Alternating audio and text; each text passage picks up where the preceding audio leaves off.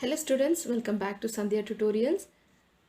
ఇప్పుడు మనం exercise 2.7 లోని థర్డ్ క్వశ్చన్ ని సాల్వ్ చేద్దాం.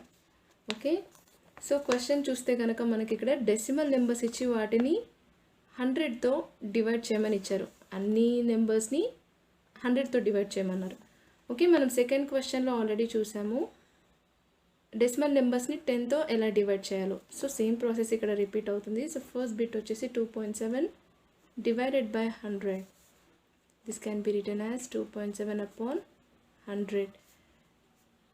సో ముందుగా మనం సెకండ్ క్వశ్చన్లో సాల్వ్ చేసినట్టే డినామినేటర్లో గనక 10 హండ్రెడ్స్ లేదా థౌజండ్స్ ఉంటే ఉన్న నెంబర్ ఆఫ్ జీరోస్ని బట్టి పాయింట్ అన్నది నెంబర్ ఆఫ్ డిజిట్స్కి మూవ్ అయిపోతుంది. ఇప్పుడు ఇక్కడ డివైడెడ్ బై 100 ఉంది అంటే మనకు 2 జీరోస్ ఉన్నాయి కాబట్టి ఈ డెసిమల్ పాయింట్ అన్నది 2 డిజిట్స్ బ్యాక్వర్డ్ వచ్చేస్తుంది, వెనక్కి వచ్చేస్తుంది పాయింట్. ఓకే, ఇప్పుడు మనం చూసుకుంటే కనుక ఇక్కడ ఒక డిజిట్ మాత్రమే ఉంది, ఇంకొక డిజిట్ లేదు కాబట్టి మనం ఇక్కడ 0 రాసుకోవచ్చు. ఓకే, ఇక్కడ మనం పాయింట్ పెట్టాల్సి ఉంటుంది, ముందు ఏమి లేదు కాబట్టి we can write here 0.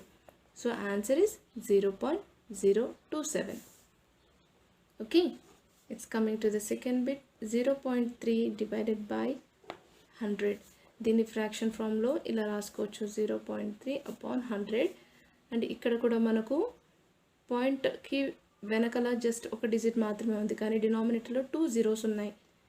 So మనము ఇంకొక డిజిట్ని యాడ్ చేసుకొని డెసిమల్ పాయింట్ అనేది మూవ్ చేసేయాలి. Okay, next coming to the third bit 0.78 divided by 100. So దీనికి ఏమవుతుంది answer?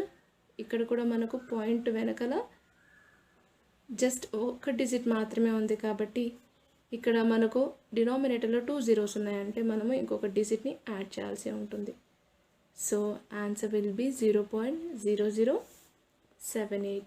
Next coming to the fourth bit 432.6 divided by 100.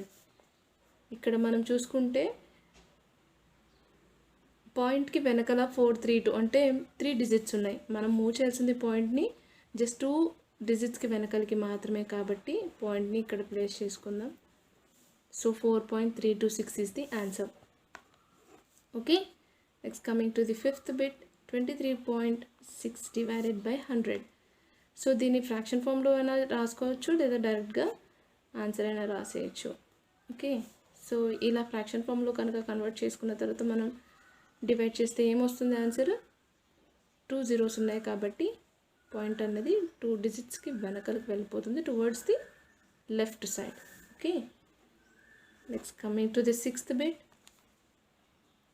98.53 divided by 100. So ఇక్కడ కూడా మనం చూసుకుంటే 2 జీరోస్ ఉన్నాయి డినామినేటర్లో. సో పాయింట్ అనేది 2 డిజిట్స్కి వెనక్కి వెళ్ళిపోతుంది, ఇక్కడ ఏం లేదు కాబట్టి we can write 0 here. Okay, so this is the end of the third problem. Next we'll move to the fourth question in the same exercise.